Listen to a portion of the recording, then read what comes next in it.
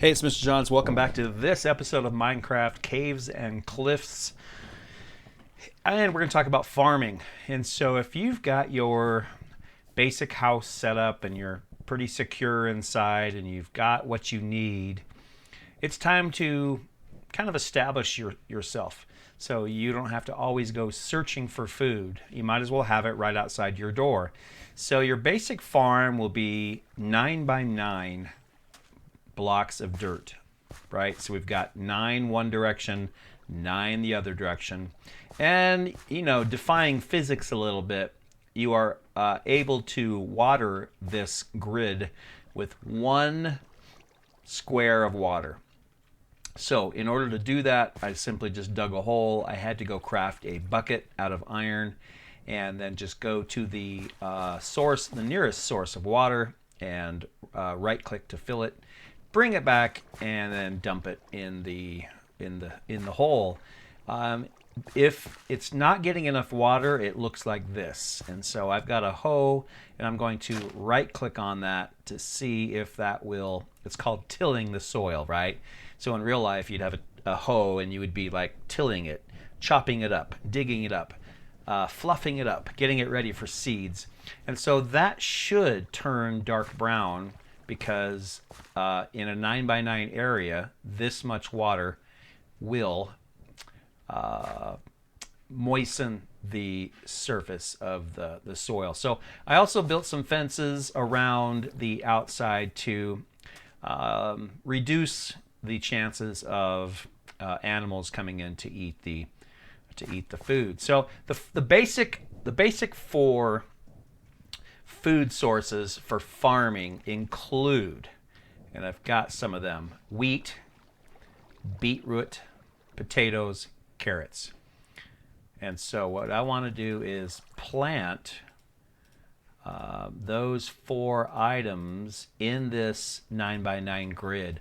I don't think I really need a 9 by 9 grid that is for each of those, right? This is a lot of space. And so so the good news is I've got those things. Now, where do I find those things? Well, you can only find them in a village. Sometimes you might get them as drops from enemies, but I'm lucky enough to have a village pretty close nearby. In fact, I took their bell. I feel a little bad. I don't want to be a thief, but I did take their bell and put it on top of my house.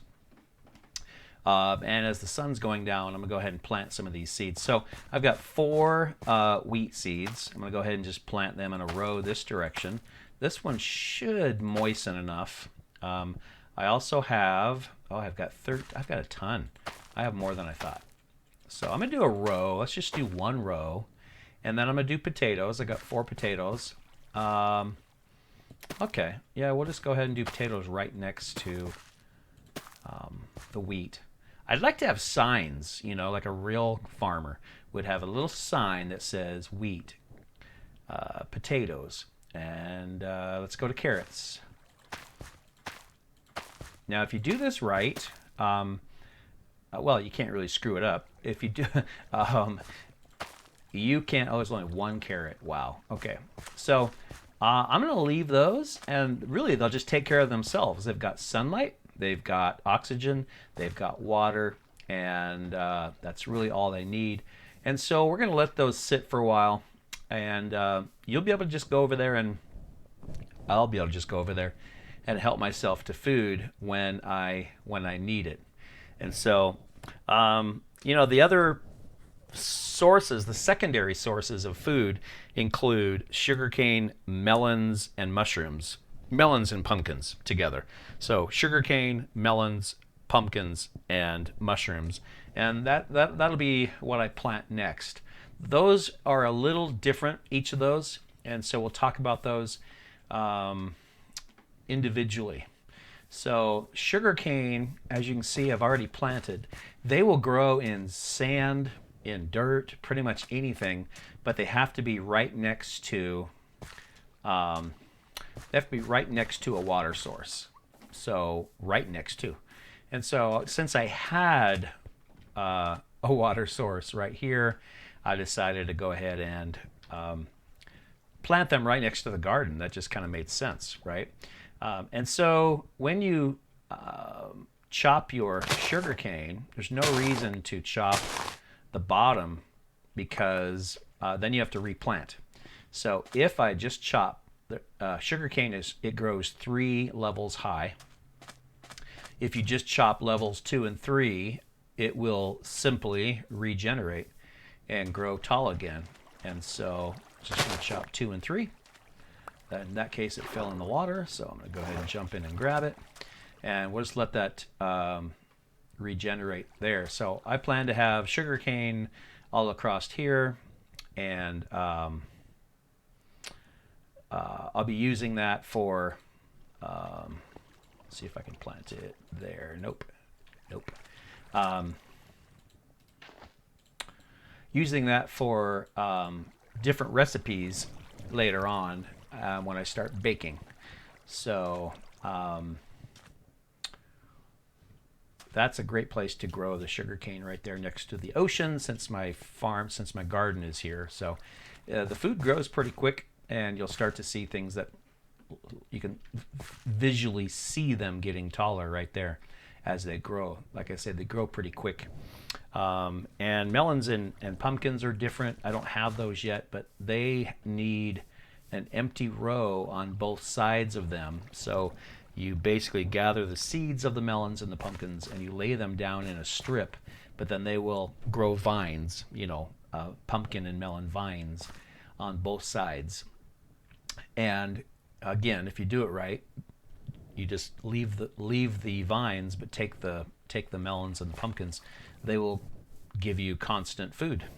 And the other one is mushrooms, and mushrooms are a little different in that they only grow in light levels of 12 or less, and the normal skylight is 15. So that means you have to do something different in order to grow mushrooms, and that would be either grow them in the forest or underground or in a building. And I'm thinking something like a greenhouse for mushrooms with some torches.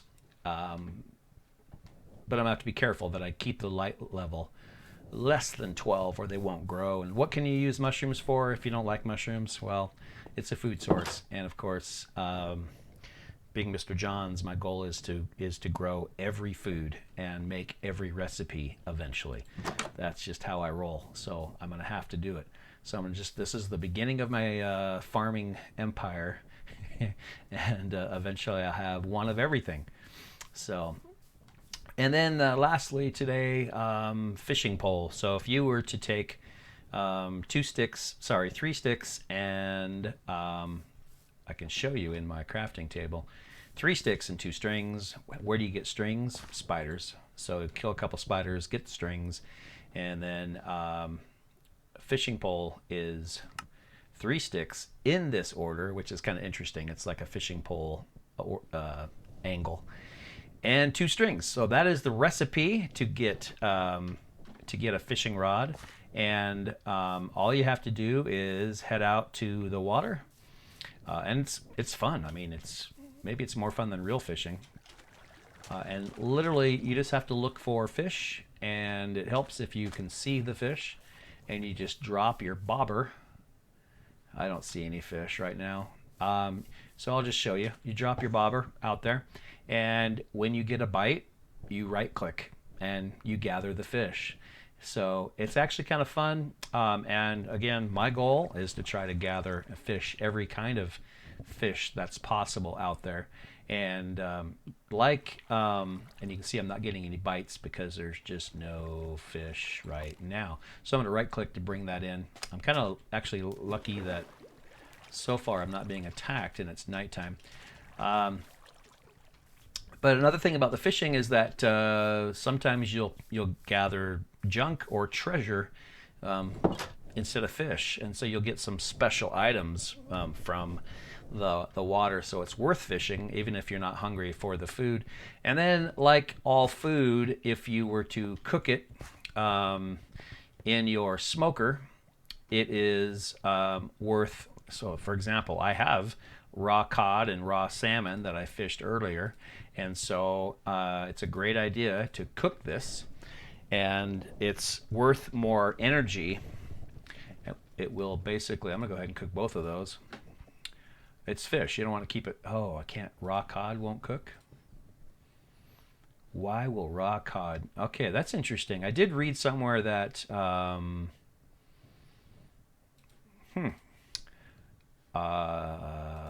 something about fancy fish. We're not. Anyway, we're not. I'm a little thrown off by that. I don't know why a raw cod will not. I love cod. Cooked salmon is ready to eat. Raw cod, I don't know why it wouldn't cook. Oh, okay, now it's cooking. I had to replace the wood. That makes more sense. So there we go. So we have cooked cod. By the way, that's fish and chips. If you've ever had fish and chips, cod is one of the common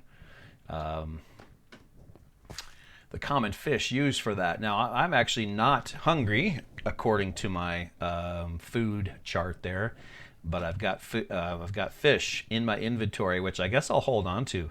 I don't know if they'll go bad or not over time, but I'm going to keep that. In fact, it's probably a good idea to put it in storage just so I don't die and lose valuable.